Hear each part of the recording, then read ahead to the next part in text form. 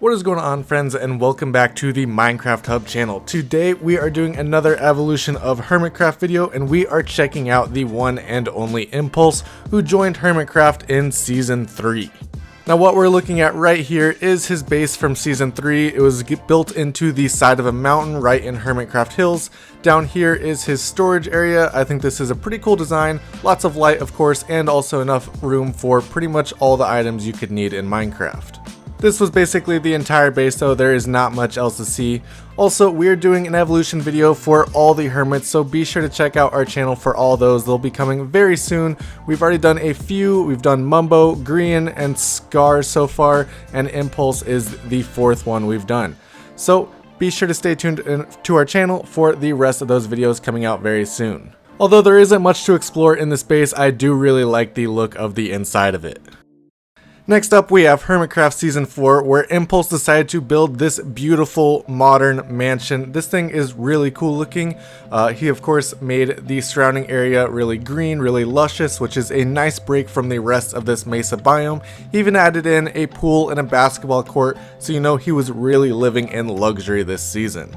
I really like the look of this build. He did a great job working with this modern style and adding in all the little luxurious things on the outside, such as the pool, the cars that he has up front, and the basketball court. The inside is great, of course. He has a lot of room for storage and also a bunch of different cool things such as Jarvis.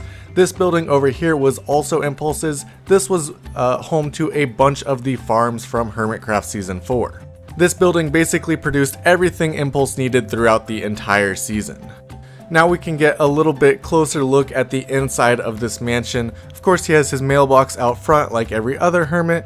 Inside here you can see he's got a grand piano. I really like the design of that.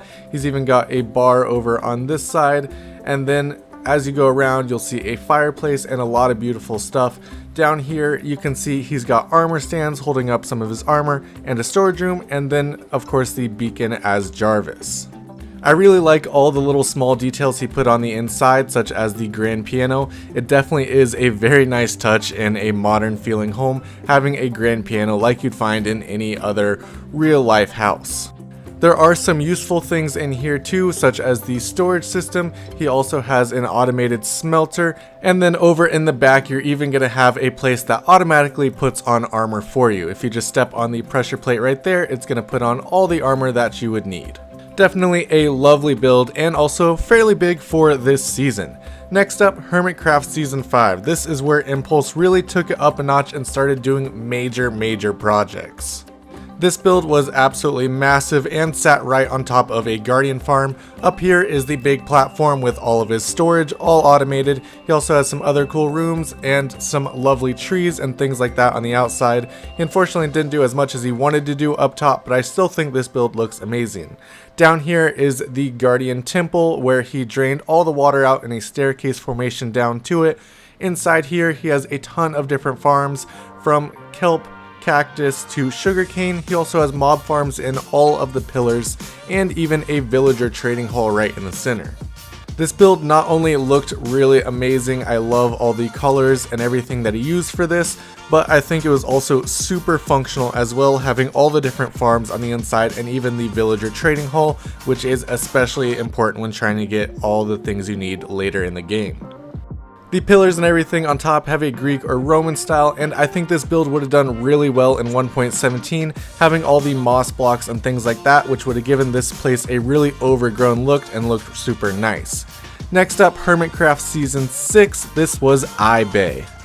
iBay was much smaller on the outside than any of the previous seasons. What you're seeing right here is pretty much the entirety of the outside base.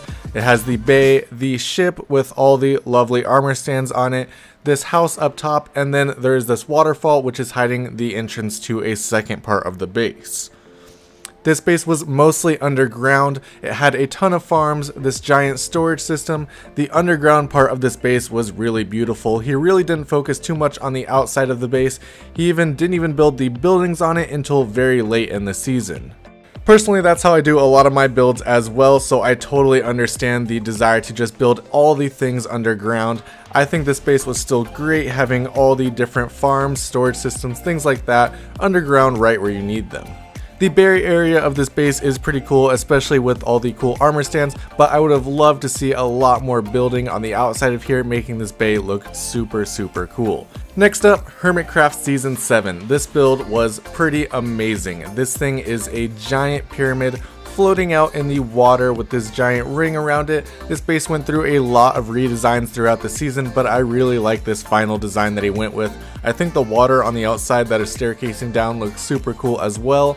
We also blew this base up once and all the water stayed in the same formation, which made this thing look like it was just a giant water pyramid. Just like all of his other bases, the inside of this is super functional as well. He has this super smelter here. He has some things on the outside such as villager trading and a chicken farm. And then the inside, or the center of this base, is also where the automated storage system is. Impulse always does a great job of making his bases super functional as well as looking great. The bottom of this base, you can see through the floor here, is full of farms. There is sugarcane, there's melons, pumpkins, cactus, pretty much everything you can think of. The center of this base is also a creeper farm, I believe. So there is really so much you can do with this base. There's even a slime farm down at the bottom.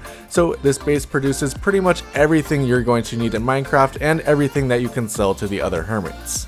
This is also probably Impulse's biggest base so far. It would definitely be a contender with Hermitcraft Season 5 with the Guardian Temple underneath, but this thing is huge. That area that was dug out for all the farms is massive, the pyramid is massive, and even the ring around this whole thing is massive. So he definitely put in a lot and time of effort to get this thing as big as it is.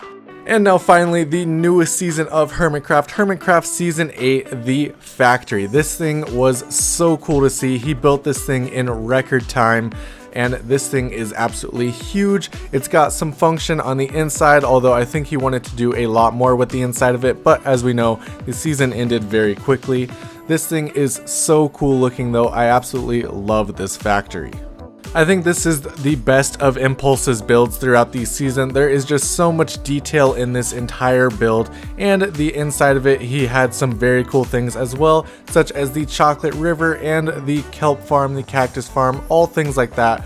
It was just so cool seeing this thing get built up within the first few episodes of Hermitcraft, and I think this thing is so cool. I would really love to see Impulse experiment more with building in the future, doing things like this, maybe some more natural builds. He's definitely a great builder and a great worker with redstone, so I'm really excited to see what he does in the next season of Hermitcraft. That is all that we have for you guys today though. Thank you guys so much for watching. If you enjoyed this video, be sure to drop a like on it, and if you're new to our channel, hit that subscribe button as well so you can check out all the rest of our Minecraft content. We're of course doing more of these evolution videos with all the hermits, so stay tuned for those, and stay tuned for all the rest of the content we put out. Thank you guys so much for watching, and I'll see you next time.